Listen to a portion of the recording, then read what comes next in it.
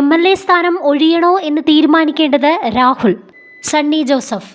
ലൈംഗിക പീഡന കേസിൽ പ്രതിയായ രാഹുൽ മാങ്കൂട്ടത്തിൽ MLAക്കെതിരെ നടപടി ഉചിതമായ സമയത്ത് തീരുമാനിക്കുമെന്ന് KPCC പ്രസിഡന്റ് സണ്ണി ജോസഫ്. രാഹുലിനെതിരെ ആദ്യം വാർത്ത വന്നപ്പോൾ തന്നെ പാർട്ടിയിൽ നിന്ന് സസ്പെൻഡ് ചെയ്തിട്ടുണ്ട്. യൂത്ത് കോൺഗ്രസ് അധ്യക്ഷ സ്ഥാനത്ത് നിന്ന് രാജിവെപ്പിച്ചു.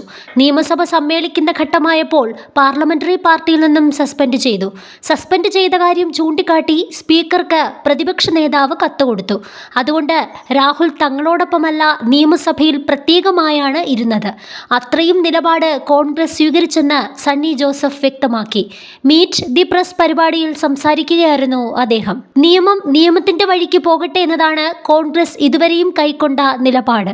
ഇനിയും ആ നിലപാട് തന്നെ തുടരും. കോൺഗ്രസിന് കോടതിയും പോലീസുമില്ല. ഇവിടത്തെ നിയമ സംവിധാനത്തിൽ വിശ്വസിക്കുന്ന പാർട്ടിയാണ് കോൺഗ്രസ് എന്നും അദ്ദേഹം പറഞ്ഞു. ഇതുവരെ രാഹുലിനെതിരെ തനിക്ക് പരാതികൾ വന്നിട്ടില്ല.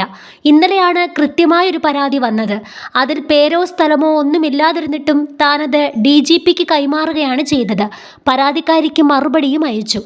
ആദ്യം ലഭിച്ച പരാതി മുഖ്യമന്ത്രിക്ക് ലഭിച്ച ശേഷമാണ് തങ്ങൾക്ക് ലഭിച്ചിരുന്നതെന്നും സണ്ണി ജോസഫ് വ്യക്തമാക്കി.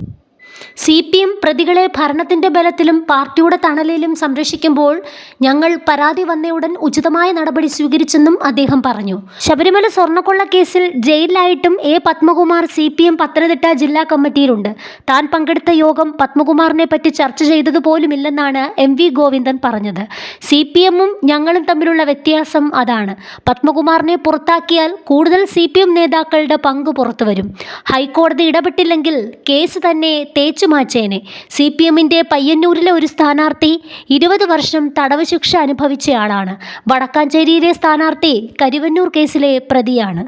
സണ്ണി ജോസഫ് പറഞ്ഞു. രാഹുലിനെതിരായ തുടർ നടപടികൾ ആലോചിച്ച് ചെയ്യും.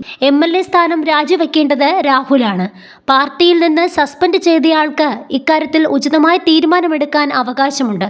പാർട്ടിയുടെ ഒരു ഔദ്യോഗിക പരിപാടിയിലും രാഹുലിനെ പങ്കെടുപ്പിച്ചിട്ടില്ലെന്നും സണ്ണി ജോസഫ് കൂട്ടിച്ചേർത്തു.